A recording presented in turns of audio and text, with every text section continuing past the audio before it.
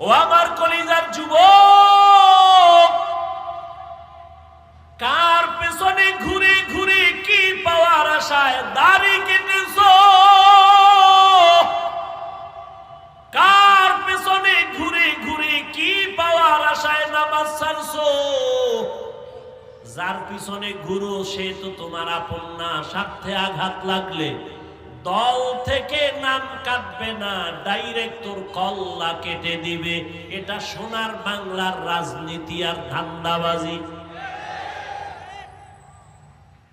স্বার্থে আঘাত লাগলে দল থেকে নাম কাটবে, কি কাটবে?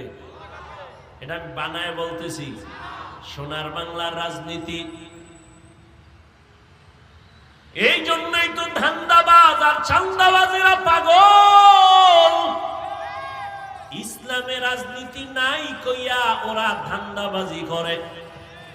আরে ইসলাম কি এত দুর্বল যে রাষ্ট্রের ব্যাপারে সমাধান নাই? নাই।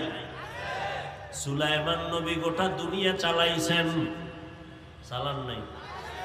ইউসুফ নবী মিশরের অর্থমন্ত্রী ছিলেন, এটি কোরআনে ঘটনা নাই?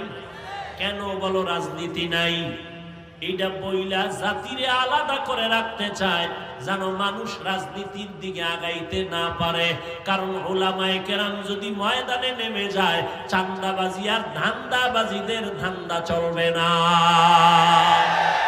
তুকু যাও সুন্নতে আহমদ কুজাবা মোহাম্মদ কৈবুত নিসবতরা মান আহাব্বা সুন্নতি কওলে রসুল মজদায়ে কানা মাই হাম কুন কবুল।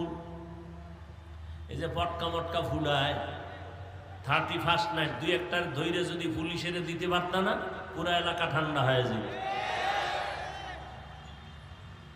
চরম বেয়াদবি বন্ধ হয়ে যেত। তোমাকে সাহস নাই, প্যান্ডেলে সাহস, বাইরে গেলে শেষ। ওই বিড়ি খোর আবার বিড়ি লয়ে দৌড়াবো, বিড়ি টাইনে টুইনে বইছে, আবার অজের পরে বিড়ি টানতে টানতে বাসায় যাবি। কি এত টানো কেন? কয় শীত তো, শরীর গরম বানাই। মাওলায় কিয়ামতের দিন তোর শরীর জাহান্নামের আগুন দিয়া গরম বানাবে, রেডি থাক।